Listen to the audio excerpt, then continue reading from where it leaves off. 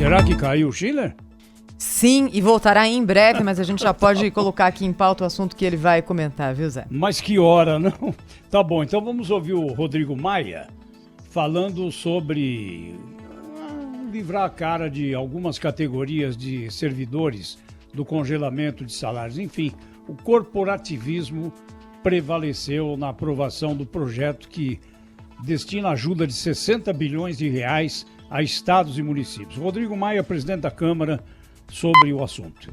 Mas eu acho que do ponto de vista simbólico, você falar que congelou o salário, mas é óbvio que não tem economia de 40, 50, 100 bi, é óbvio que não, porque como há queda de arrecadação, não há economia. Do ponto de vista simbólico, mais uma vez o corporativismo venceu. Tá aí o Schiller?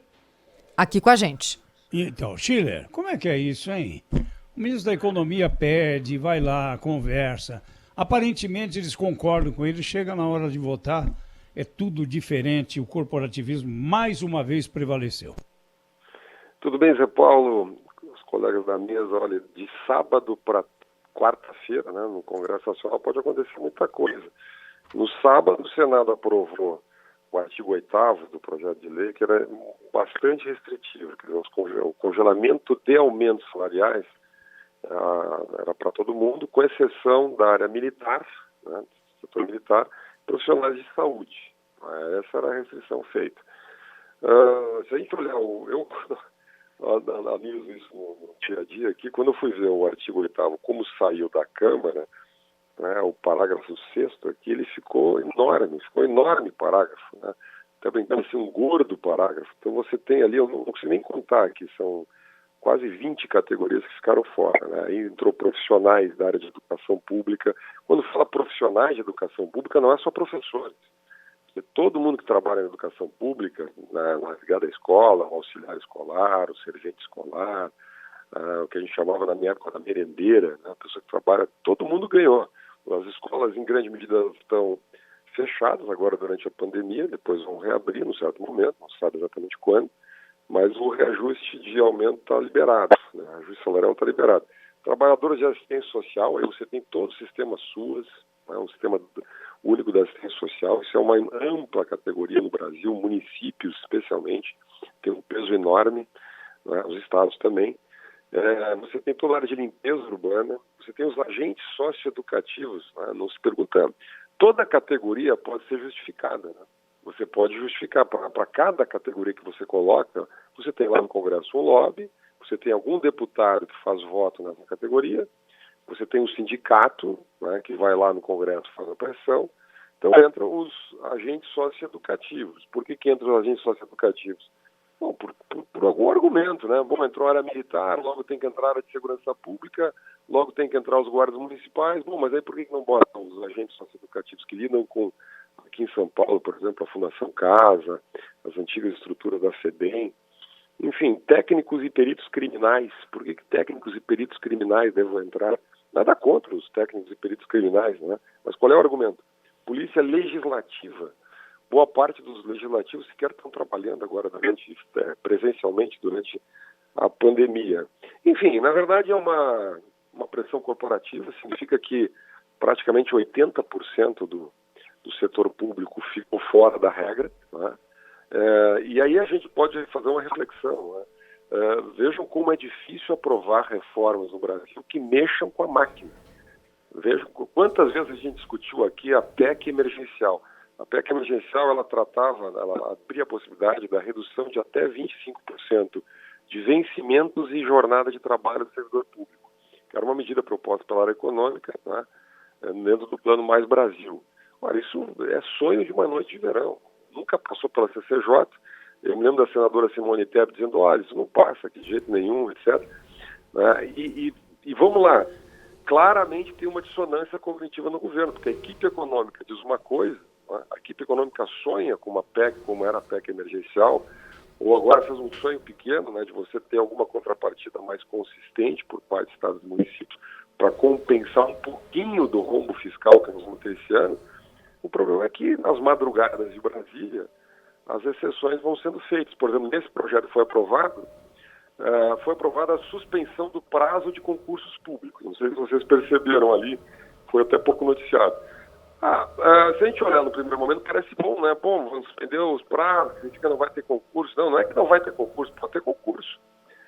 Apenas os prazos dos concursos que já foram homologados, eles ficam suspensos. Então, quem já fez concurso e está aprovado, vai dar apenas um tempo agora, depois que terminar o estado de emergência, volta a valer aqueles prazos. Ô Schiller, é o Rafael, tudo bem? Bom dia. Tudo bom, Rafael? Nós temos uma sociedade civil pastando, não é? Trabalhadores da iniciativa privada pagando um pedágio enorme, sem emprego. Os que conseguiram a manutenção do emprego perderam renda, estão fazendo acordo por diminuição de salário, em troca de diminuição de carga horária. Enfim, eu não preciso ficar aqui dando exemplos sobre o que está acontecendo na vida real, né? Naquela crise, e a gente, por incrível que pareça, passa até a ter um pouquinho de saudade daquela crise de 2015 e 2016, né?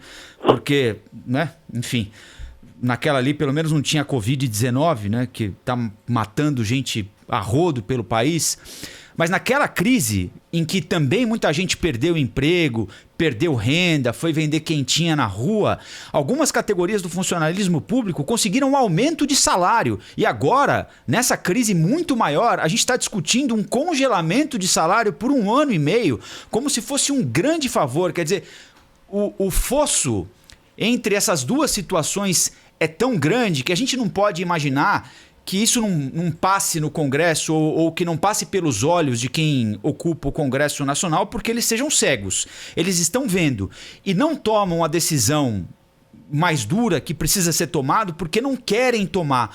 Onde é que está essa força tão grande desse corpo de funcionários públicos de elite? Eu faço questão de ressaltar aqui que a gente está falando da elite, não do policial militar, não do médico que está agora no posto de saúde atendendo a 200 pacientes com a Covid-19.